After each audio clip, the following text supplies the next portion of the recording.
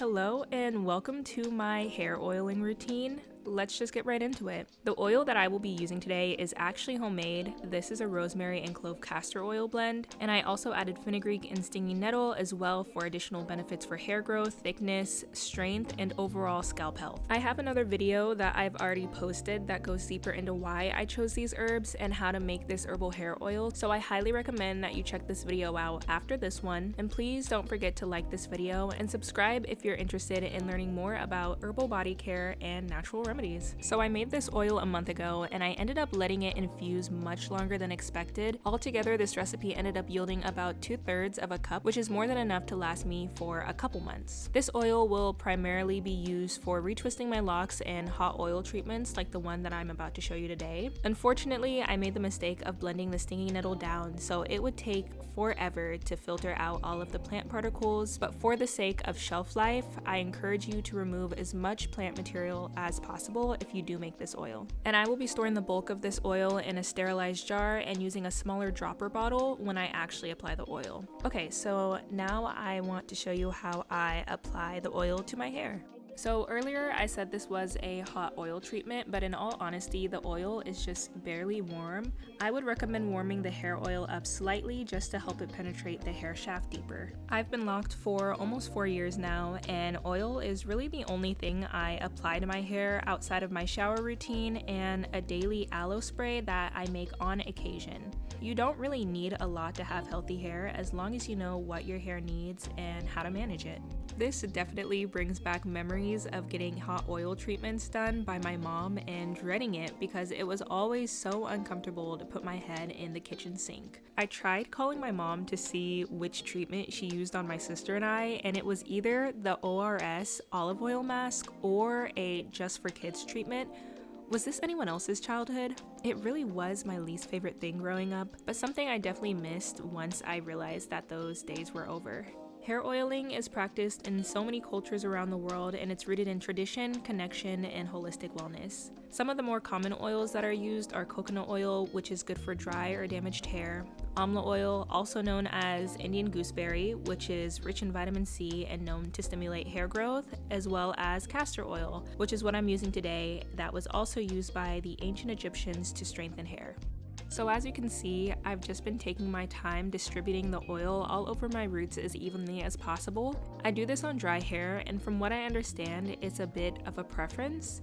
Feel free to correct me if I'm wrong, but be prepared to provide resources at least for others to learn as well. My hair takes the castor oil really well, and I feel like I can't even see how much is applied until I touch my scalp. I really just focus on my roots and then towards the ends to try to lightly coat the rest of my hair as well. All in all, I probably used about 1 to 2 tablespoons, and this will probably vary person to person. After it's all applied, I take a moment to massage the oil into my scalp. I would definitely take your time with this part. It's a great way to stimulate blood flow to the scalp, and it's also just super relaxing. This is definitely a little harder to do with locks, but I do try to do my best. After massaging my scalp, I tried to put my hair up in a lock bun. Y'all, I am so close. A couple more inches and probably better technique. I'm gonna be walking around with the best lock bun as if it were a crown. Okay?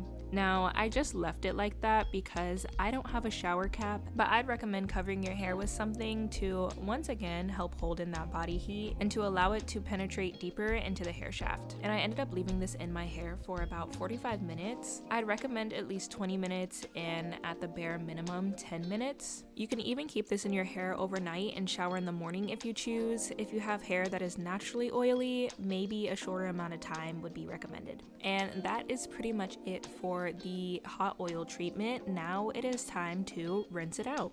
So this will be nothing too crazy at all.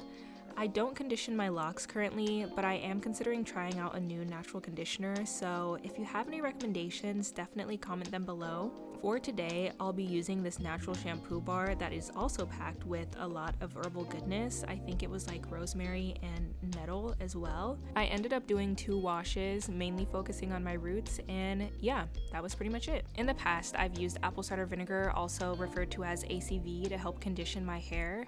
That is a great option if you'd like to go the more natural route, or you can always just use whatever conditioner works best for your hair. This is just my routine. I always want to emphasize though that it's whatever works for your hair. A lot of different factors go into what products work the best with your hair and the best routines to follow, so I'm simply just showing what works for me and my hair. There is always room for adjustments or additions if you know that's what works best for you. And I hope y'all don't think I'm crazy for this. I use 2 different oils for 2 different things. It actually doesn't sound that crazy when I say it out loud, but this second oil is also a hair growth oil, but it is much lighter than the one that I make myself. And I believe one of the main ingredients is peppermint, so it has a really nice cooling sensation to it. I usually only apply this after I shower and potentially in between washes, but for the most part, this entire routine happens once every couple weeks, depending on what I have on hand. The last time I did a treatment like this was sometime last year, so it has definitely been a minute, but now that I have this oil on hand, I plan to be a lot more consistent with it until the oil runs out. And to complete this oil routine, I just did a mini retwist on my hair. Now, I sped it up just because it would have been a little boring if it was in real time, but I wanted to show you how easy and simple this retwist is. I also have a video out, I believe it's called A Lazy Black Girl's Guide to Lock Hair.